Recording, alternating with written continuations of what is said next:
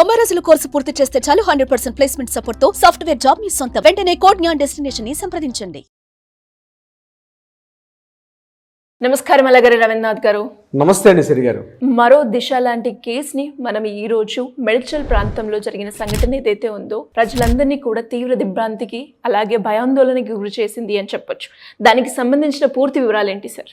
Case పూర్తి వివరాలు అంటే మనకి ఇప్పుడు అందినటువంటి ఇన్ఫర్మేషన్ ప్రకారం మనం తెలుసుకుంది ఏంటంటే Medchal outer ring road, Kandlakoya దగ్గర ఔటర్ రింగ్ ఉంటుంది. ఆ ఔటర్ రింగ్ రోడ్ దాటితే మేడ్చల్ వస్తుంది. మేడ్చల్ నుంచి టువర్డ్స్ మరలా మనం గట్కసరికి వెళ్ళే రోడ్ అంటే వరంగల్కి వెళ్ళే రోడ్డు వైపు మేడ్చల్ నుంచి జస్ట్ ఒక 5 to 10 కిలోమీటర్స్ డిస్టెన్స్లో మునీరాబాద్ అని ఒక ఊరు వస్తుంది. అది హైవే అంటే ఔటర్ రింగ్ రోడ్ ఫేసింగ్లో ఉంటుంది.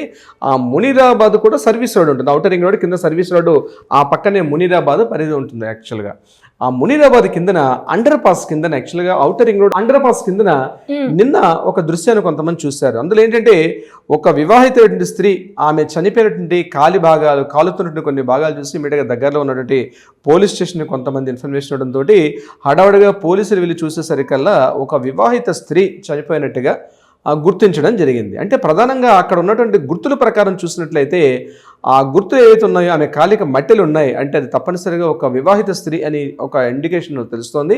ఇది కాకుండా ఆమెకు సుమారుగా 20 నుంచి 25 ఏళ్ల వయసు ఉండొచ్చు అని అనుకుంటున్నారు. అక్కడ ఉంటే అదంటే ప్రాథమిక విచారణ ప్రకారంగా తెలిసిన ఇన్ఫర్మేషన్ ప్రకారం అయితే ఒక 20 నుంచి 25 సంవత్సరాల వయసులో ఉంటుంది. ప్రధానంగా ఈ ప్రాంతానికి సంబంధించిన వ్యక్తి అయి ఉండొచ్చు అని సస్పెక్ట్ చేస్తున్నారు.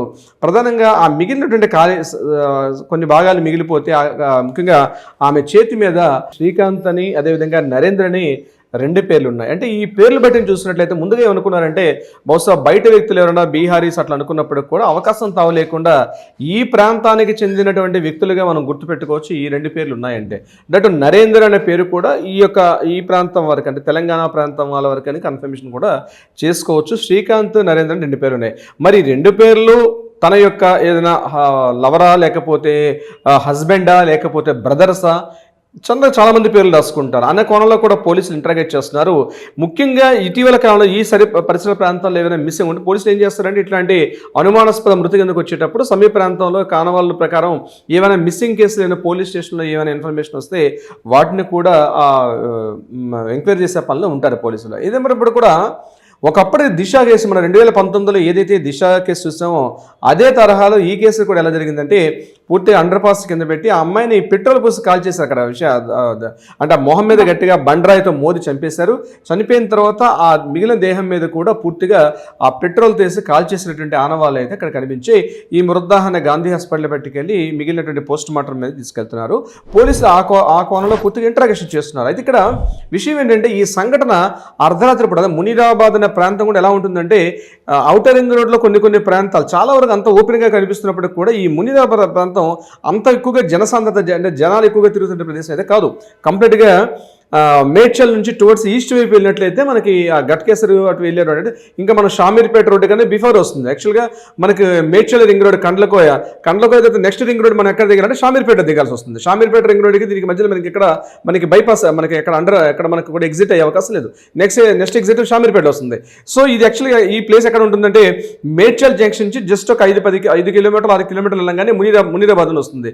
ఈ మునీరాబాద్ కిందనే ఉంటుంది. యాక్చువల్గా సర్వీస్ రోడ్కి కిందనే ఉంటుంది. కాబట్టి అంటే సంచారం పెద్దగా లేనటువంటి ప్రదేశాన్ని ముందుగా గుర్తుపెట్టి ఇక్కడికి తీసుకొచ్చి ఏమైనా జరిగిందా లేకపోతే బయట ఎక్కడైనా చంపేసి ఇక్కడ తీసుకొచ్చి ఆ దేహాన్ని ఆ యొక్క డెడ్ బాడీని ఇక్కడ పడేసి ఇక్కడ కాల్చివేశారా ఈ విషయం మీద పోలీసులు పూర్తిగా ఎంక్వైరీ చేస్తారు. ఏదేమైనప్పుడు కూడా ఇంత మనం పూర్తిగా డెవలప్ అవుతున్నటువంటి ఇటువంటి సమయంలో ఇటువంటి సంఘటనలు అంటే ఆమె రేప్ చేయబడి చంపేశారా లేకపోతే ఆమె కావాలని తీసుకొచ్చి ఇక్కడ డెడ్ బాడీని అక్కడ వేరే చోట చంపేసి ఇక్కడ తీసుకొచ్చి పెట్టారా, ఈ చనిపోవడానికి ముందు ఆవిడ రేప్ కావించబడిందా లేకపోతే మామూలుగా జరిగిందా అన్న సంఘటన కూడా పోలీసులు ఆ యాంగిల్లో కూడా పూర్తిగా investigations interrogations post mortem report వస్తే తెలుస్తుంది. ఏదేమైనప్పుడు కూడా ఇదే రోడ్లో మనకు అప్పుడు సౌత్లో మనకు శంషాబాద్ ఆ ప్రాంతం అంటే మనకి ఇటువైపు టువర్డ్స్ మనం షాదానికి వెళ్ళే రోడ్లో అప్పుడు అదే సంఘటన జరిగింది. అప్పుడు లారీ డ్రైవర్లు తీసుకెళ్లి 2019లో దిశ అమ్మాయిని కూడా ఈ రకంగా ఆమె అక్కడ పార్క్ చేసుకున్నాక టోల్గేట్ దగ్గర ఇమీడియట్గా తీసుకెళ్లి ఆమెను కూడా ఇదే తరహాలు అంటే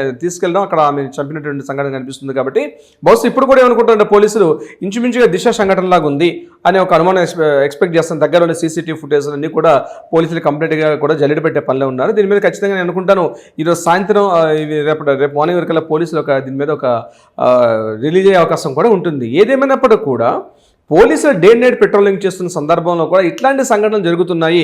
ఇంత పెట్రోలింగ్ వ్యవస్థ, ఇన్ని సీసీ కెమెరాలు, ఇన్ని ఫుటేజ్ ఇటువంటి జరుగుతున్న సమయంలో కూడా ఇంకా ఇటువంటి సంఘటన జరుగుతుందంటే నిజంగా కొంత దురదృష్టకరం.